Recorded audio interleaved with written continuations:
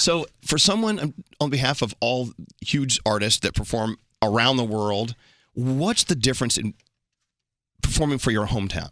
I mean, is there a different thing you feel when you walk out on that stage? I want to tell you that it's really cool because like all your friends are there, but I don't have any friends. Okay. So it was not like that. How about family?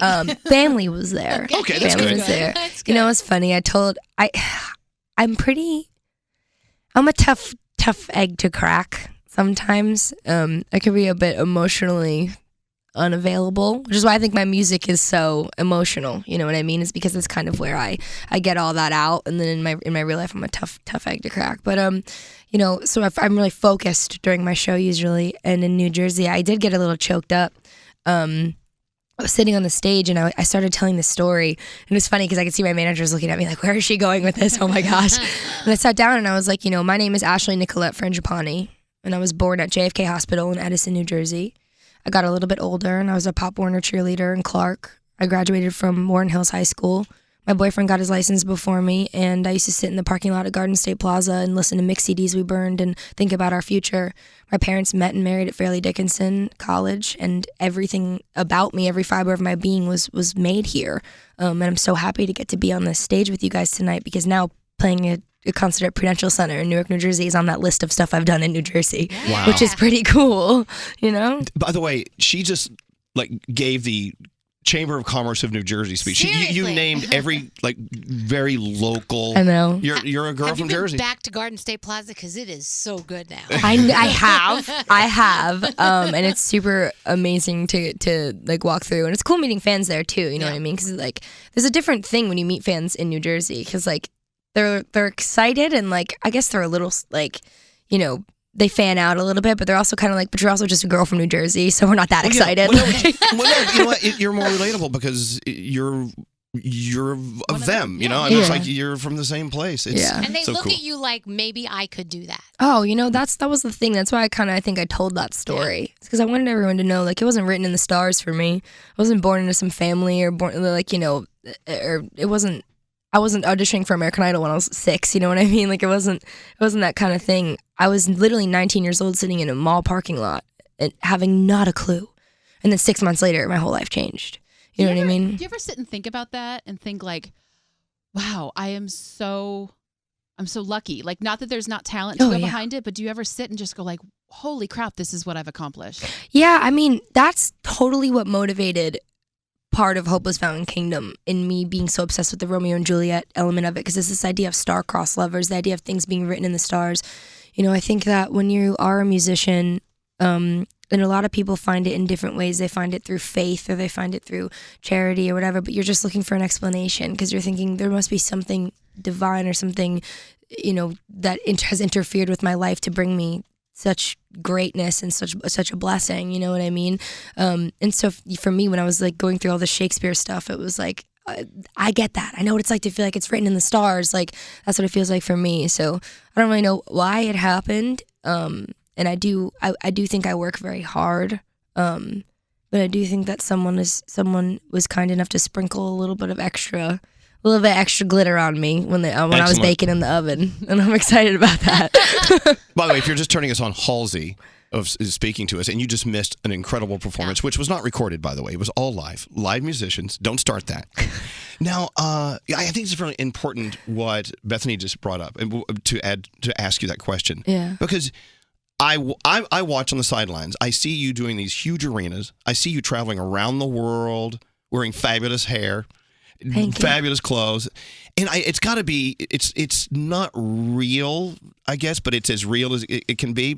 Every once in a while, it's good for every one of us just to stop down and kind of be aware of where you are and how you got there. Yeah. And if you don't, I don't know. That could be an awful thing. You got to remember who you are at all times. I think self-awareness is really, really important. I think that it's important to take the time to stop and to look at your surroundings, and whether you're a musician or you're in college or you're, whatever you're doing, and to kind of and to realize how thankful you are, especially right now, in the climate that we live in. Yep. Every time I get on a stage and I play my last song and the crowd cheers and I walk off and I walk into my dressing room, my first thought is, I'm so happy that show was so amazing and so safe. and that everyone's going to go home and go to bed safely, I and never that they thought of had a that. good time tonight. And that's a win for me. That's a success, is knowing that I created a safe space for people. And, you know, and that's part of that self-awareness, is realizing how fortunate I am to get to create a safe space and for people to come and enjoy my music in that way. Wow. That's a very unique way of looking at it. I never thought of it that way. Well, I know, but that must be an incredible moment, walking off the stage. And do you go to a dressing room that's empty, or are there people there waiting and ready to say hi? And it depends. We fight back the lions as long as we can, but usually everyone comes bursting in, like screaming, and they've all been drinking during the show, and I haven't. So, you know, they're really excited, and I'm like, whoa, chill. Well, I would think you would need like just a minute to okay, I need a minute just like. I'm like bizarrely calm after a show, and I think it's because like I feel like that's my purpose, you know what I mean? So when I get off stage and I'm like, yep, all right, like another one done, and everyone's happy, and like, all right, like I'm like, and people will burst in my dressing room and be like, oh my God, that was crazy. And I'm like, yeah, it was amazing. Because you put it all out on the stage. I was gonna say, they're like, you're so calm. I'm like, Yeah. yeah, I'm not that screaming, like, I'm not that screaming artist running around the stage in real life. Like, Right. You know what I mean? Like, I am calm, but it's because I get to go like kind of exercise my demons a little bit, but then also, again, like I said, like it's go do my job, go do my purpose, and then come off stage and take comfort in that fact and be content. That's what it is. It's contentment. Is people will be like, that was so crazy, and I'm like, you know what, it was, and I'm so happy it was, and I'm gonna do it all again tomorrow, and I just want everyone to be happy. You know what I mean? Yeah. It's really cool. So we were talking a moment ago about her stage, her show, and I don't want to give too much away, but I can say a little bit about what the staging is like. Oh, yeah. There's this massive staircase, and it turns into a big LED screen. I mean, it must. This is like a several $1 million staircase, I'm assuming. And so Halsey says, yeah, we didn't really know what we're going to do, and maybe right before we decided to start the tour, I was like, here's an idea. Okay. And you just, you're not wrong. So you started just writing down ideas, and you said, here, do this. And I'm sure they looked at you like, what the hell are you going to do to get this together? I mean, how difficult is it? I mean, we see a stage and go, wow, that's great. There's so much more to it than that when we see a concert like that. I just really, really wanted to do it right. And I've always had so many cool ideas. Like, that's the thing about being an artist sometimes, I think, is that every artist, whether you're a painter or a director or a musician, is everyone has this thing where it's like, I have so many cool ideas if someone would just help me make them happen. You know what I mean? Like, that's what I remember feeling like when I was first starting out, is like not having access to a studio, or like being like, I have this great idea for a song, but I can't do it myself. You know what I mean? And so when it came time to do this tour, one, I wanted to give the fans an experience they would never forget. And two was I kind of wanted to give everyone like a look inside my brain, because a lot of the questions my fans ask me, like the personal questions, are about my association of music with cinema and with color, because I'm very specific. So like when I go through my set list and I'm talking to my lighting designer, right, I'm like, all right, cool, so Bad at Love is red, orange, yellow, no blues, no greens. Like Roman Holiday off of Badlands, like, you know, it's a fan favorite, it's an older one, but it needs to be seafoam green, not lime green, seafoam green. Like they all have like specific energies and specific like colors, and then you say go. Yeah, kind Just do of. it. But then when we were building this stage, one is I love to climb stuff. I've always been a climber, Right. and I always used to get in trouble at festivals because I'd climb like speakers and lighting towers and trusses and stacks. There's an and stuff. insurance problem there. Yeah, Well, I don't know. for sure. And so in an arena, you don't have access to that. So I just created a stage where I could just run up and down it the whole time. But yeah, It's like a playground, it is. like And a teeter-totter and a jungle gym. a playground I designed in my kitchen with colored pencils. And it's crazy, you know, walking in the first day of production and seeing it happen and being like, wow, I drew this on a Post-it note with a colored pencil, and here it is a couple 100 feet big in front of me. Wow. Oh my God. Like, it's crazy. Did they tell you were crazy at first? And say, Yes. No? Okay. Well, I mean, I was like, you know what's funny is that my production manager, Jimmy, he will literally make anything happen that I want to happen. There's another part of this show that I don't want to give too much away, but it includes water, and like the whole crowd gets wet. And We love a moist crowd. yeah, I mean, me too, personally. That's my goal. Some people don't like that word moist. I don't really love it, but I'm Moist. gonna let it slide because it's you. Okay, thank you. Anyway, so everyone gets wet. Yeah, it's like a ride at like a theme park or something. I just get everyone wet. But I came out to him and I was like, "Hey, can we do this?" And he was like, yes." And then I came back to him a couple weeks later, and it was done. And I was like, "Wow, that was so easy." He was like, "It was not easy." And I was like, "Well, you made it sound so easy. You were just like, yeah, of course we can do it." He's like, "Yeah, because of course we're gonna help you." make anything you want to make. And He's worried about what you're going to ask for next. Can we catch everyone on fire? Right. That'd be cool. What is that? Yeah. I made it for you. What is this? She brought this piece of paper in. It's folded in half. I made it for you when after my sound check. May I see it? Yeah. You actually did a piece of art, an artwork? Yeah, just a little sketch. Oh, it's Max. My little boy. If he was here right now, he'd be tongue kissing That really you. looks like Max. That's great. I did a little drawing. I mean, this is like you just doodled this out? Mm-hmm. I just wanted to bring you something since you got me a venti coffee this time. I think it's an even trade. You'll have to put it in the Max Museum. so much. that Oh we have gosh, in the back. please don't. I'll make you a better one. No, back off. This is now my property. No, we're going to frame Max. This is great. Yeah. That's awesome. So, did you do this as a kid? You just drew things, and Yeah. Because me, it's all stick figures. I don't. You have something going on in there, artistic wise. Artistic wise. You really I do. hope so. Otherwise, I'm really in the wrong profession. Well, no, but drawing and performing. Is there a thin line between being able to? No, I guess I'm a really visual artist, which is kind of what I was saying before about the show. Is like, so there's some songs in the show that have like really weird visuals, like stuff you wouldn't expect. It's not so literal. Like, there's like a T-shirt or like Bad at Love. Like the visuals for that song are just like this rolling rack. This like footage rolling through a fridge of all these different like monochromatic drinks in like an old fridge of like a gas station in a desert. It's hard to explain.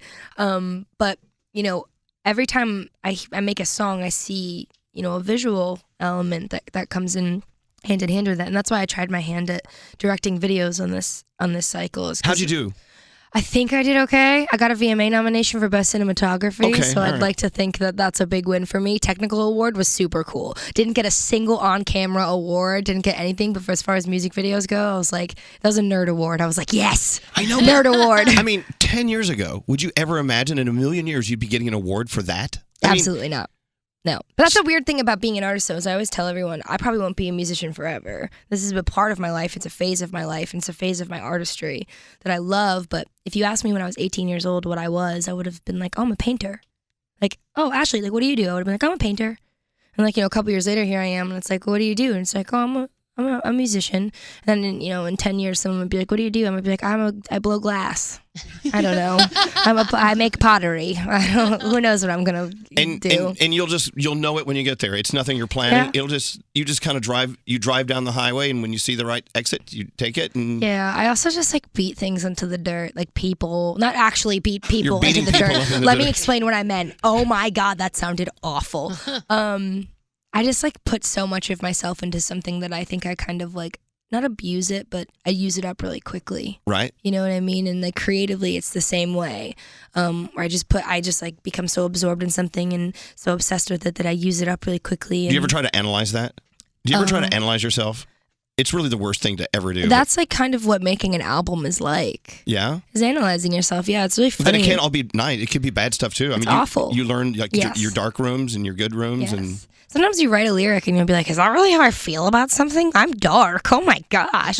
You know what I mean? Like, imagine not being able to do that though. Imagine going through life and you don't get in touch with these points in your being. That's got to be. It's going to be great to be able to do that, actually. Yeah. I mean, self-awareness is definitely a blessing. It's definitely a curse as well. And, being a musician, that's why musicians talk about the critics all the time. You know what I mean? It's because you manifest yourself into this record, and then you put it on sale for $11.99 or whatever. I don't know how much an album costs, if I'm being honest with you. I just tell everyone to download my music illegally. That's a joke. My managers are looking at me like, please don't tell people to do that. They love it when you say that. But by the way, if you do that, you can't buy big stages and stuff. Yeah, it's true. Let's keep that money coming in. But if you guys, there's this documentary that's really cool called Dying Laughing, and they interview like a bunch of professional comedians, and there's a really cool quote in it where they say, when I get on stage and I bomb, like if I do have a bad set and like people don't think I'm funny, it's not a bad day at the office for me. It's an existential crisis. Because it's not, I'm not like a contractor where it's like, oh, I was bad at building a house today, or like, you don't work in an office where it's like, oh, like I didn't get those drafts in on time, or like whatever. It's like, hey, I went on stage and I was myself and people hate me. Mm-hmm. You know what I mean? Like my job is to be myself and people hate me. Wow. So it's like when you're a musician or you're creative in that way, when you have a bad day at the office, you're not having a bad day at the office. You're going home and being like, who am I? You as a person You know? failed today. Yeah, like I was bad at humaning today because I'm a professional human. Like, it's weird. Well, let's raise our glasses and toast the fact that we're never going to have one of those days ever again. Yes. Woo! They happen. Yeah. But look, it didn't happen with us today. Thank you so much. Of course, thank you guys for having me. You just sounded so awesome out there in the living room. And thanks for coming in and sharing with what's going on. And congratulations on the story you told at the beginning of the interview about sitting on the side of the stage in New Jersey. I think that was just a great story to share with us. I love that. Thank you. Yeah, that was awesome. I hope people are listening, and someone in New Jersey is like, that's gonna be me. Wait, where did my picture of Max go? It's right I burnt it. It's right here. Oh, here it is. Halsey's not going to walk away with it. You hide that from her. You can't take that back. Oh, those are mystery Oreos. If you can figure out the flavor of the cream, you could win $50,000 and buy a new stage. Oh, really? Is that you think my stage cost $50,000? No, I know. It went to like a down payment for a that light was bulb. really cute. That was a light bulb. No, you know what I'm saying. It could go towards something on the stage. Anyway, a text from a stagehand from Prudential Center. Putting staircase together was a pain, but it looks great. So there you go. They're checking. They're listening. They're checking in.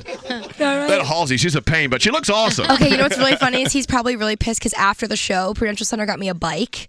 And I got on the bike, and they were breaking down the stage, breaking down the arena, and I just started flying through the floor. I'm sure they were that trying helped to him. move stuff out, and I was just zipping in between them, and with a towel on my head. I have a photo. Right. And they were like looking at me, like literally just looking at me, like, is she? Get out of the way! All right, all these union guys are like, just want to go home. Yeah, and they want to exactly. take down your big stage, and you're like riding around like a fool. Or Have one of them fun, was though. like, one of them was really hoping that I would hit them with my bike so they could sue me for a whole bunch of money.